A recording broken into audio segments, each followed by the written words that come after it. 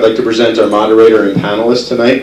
We have Arik Hesseldahl, I apologize. Okay. Is a technology writer for businessweek.com and also writes the Bite of the Apple column. Arik has previously held editor positions with Forbes.com, Electronic News, and Electronic Business Asia.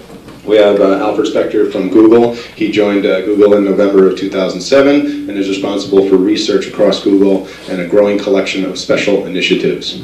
We have Bill Zach from Microsoft. He's an architect evangelist with Microsoft, and his current focus is on architecting applications for the Microsoft Cloud. So I expect to see Bill intimately involved in light of our cloud computing interest groups. And we also have tonight Council Member Gale Brewer, who has been representing the Upper West Side and Clinton in New York City Council since 2002. Councilmember Brewer chairs the Committee on Technology in Government, where she works to make better use of technology to save money, improve city services, and bring residents, businesses, and nonprofits closer together. So with that, I'm going to hand it off to Arik for about 45 minutes of moderated discussion, and then we'll open it up for some audience questions. Thanks. Thank you. Thank you. Not too long ago, someone asked me, how can you write about technology from New York? And the assumption was that in order to write about technology, you had to be in California. And so I'm really gratified to see a group like this here. I have a really kind of an open structure here. I mean, I have some subjects that I think the panelists and I have discussed, and not being necessarily the subject matter expert in all of them, but familiar enough with them to speak about them a little bit, I'm going to ask our distinguished panelists to kind of riff on the subject matter. And so the first thing that's pretty much on everybody's mind these days, I think, is the economy and the jobs picture. And specifically, you know, everybody in this room is either looking for a job or wondering whether they're going to hire someone, as Bill put it right before we got started here.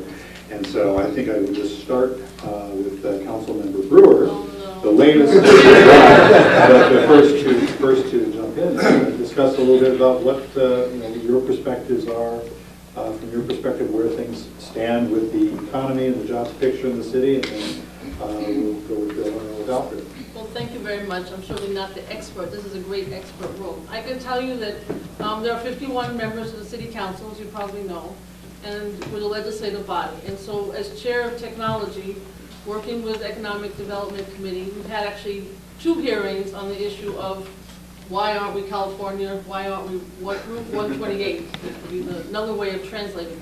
And I think that we now have the Economic Development Corporation, and there are probably people here from EDC, and the administration realizing that there are a lot of barriers to not being 128 and not being California. And the question is, how do we overcome those? It could be the cost of doing business, for these small companies that are trying to grow in terms of technology, biotech, all the things that everybody in this room knows so well. And I think certainly working as Ted is here for working with CUNY and the other universities, we really need to get those barriers to go away and focus. And one of the issues that came out of both hearings on the topic of why don't we have more support for technology companies, when I say that, it's the whole universe. I think one of the issues is we need more engineers, we need less the cost of business, but we also need to figure out ways that there's one person at City Hall who can answer the gazillion questions that anybody has who's starting up. So that's just one example, I think, of what we're trying to do. And I think that in the next few months, I think you'll see a slight difference. It does take public airing, and I think that's what we try to do in the council. We're not the place where you can get your contracts. We're not the place that can make everything correct, but we can air it so that the press and everybody in this room knows that you have a place to articulate the challenges, and then hopefully changes are made.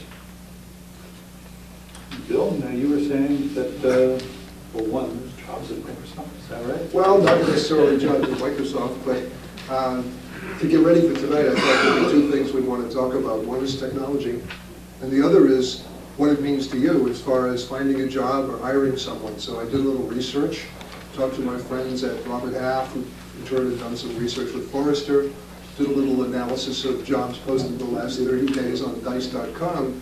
I had some beautiful statistics for you, but unfortunately they're in PowerPoint slides. The Microsoft guys can't think without PowerPoint slides. What I'll do is I'll give it to Donn so that they can be posted on the website. But effectively, the picture looks pretty good job-wise. There's a steady growth. It's better than it was. easy to believe, right? Because nothing could be as bad as it was, I think. But the financial services industry is still recovering. There are a number of skills that are still in hot demand, like security people, for instance, are in very good, very high demand. And also web developers that can build microsites and social networking sites. Also seeing a lot of startups, because whenever there's a recession, people lose their job and they try to go out and build the next YouTube or the next Facebook. So we're seeing a lot of that. So that's kind of what we see and what some of the companies in the area see. I tried to focus in on New York, not necessarily the whole country and the whole world. Yeah, Alfred, of course my question is a little bit about jobs, but I kind of missed an important point. This is letting everybody kind of introduce themselves and what they're doing at Microsoft. So maybe, Bill, you can cover that, and then Alfred, we could pivot to you as well. Sure. Donn pretty much described it. I spend most of my time talking to technical decision makers in companies that use Microsoft technology, potentially use Microsoft technology. I love the title Architect Evangelist. It has that Bible belting, belting feeling. But effectively, that's what I do. I discuss and evangelize bleeding edge technologies, new technologies, emerging technologies that are coming out of Microsoft or the Microsoft vision for technology. So I spend, like you said, I spend most of my time talking to architects, technical decision makers. I'm not really a salesman, I'm really a techie, but I'm an architect, so that's where I'm coming from. Well, see, so I guess there are many ways I could begin. First, in my role of being VP of Research for Google, but doing it from New York City, I want to affirm the technical vibrancy of New York City. I live in New York. We have the second largest Google technical facility at Google in New York City. It's our second largest engineering facility outside of Mountain View. And we're here for a reason. We're not here because we like all the restaurants. And we're not here because we have a tremendous city council or other reasons. We're here because of talent. So there's an immense amount of talent in New York City. And that's what I think is going to continue to drive high tech. So to us, that makes all the difference, 100% of the difference. And that's why we're here. And I think New York has often, throughout its history, I've been watching the Burns specials with my little kids on New York, it's always been about entrepreneurship and talent. And that's something that's very special to us, and I think essential to the future of high tech here. Now, that being said, the other aspect I think that is very important that we all have to realize is, and it's also been essential to the history of New York, is change. Right? New York changed dramatically after the Revolutionary War because it was basically burnt down during the Revolution. And we've had an enormous resilience towards embracing change.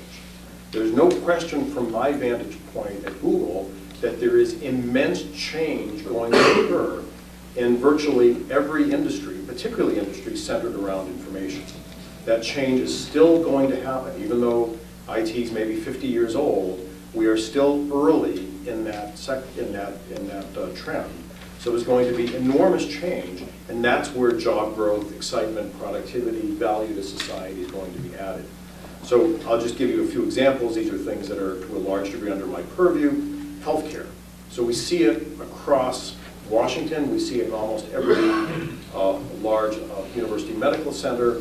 There is no question that not only biotechnology, but information technology is going to, and in fact must, dramatically change the quality and cost effectiveness of healthcare. We're right in the middle of that. It's going to take some time, without doubt, to achieve its full impact. But there's enormous opportunity there. New York City is clearly a center for healthcare. We must be involved in that.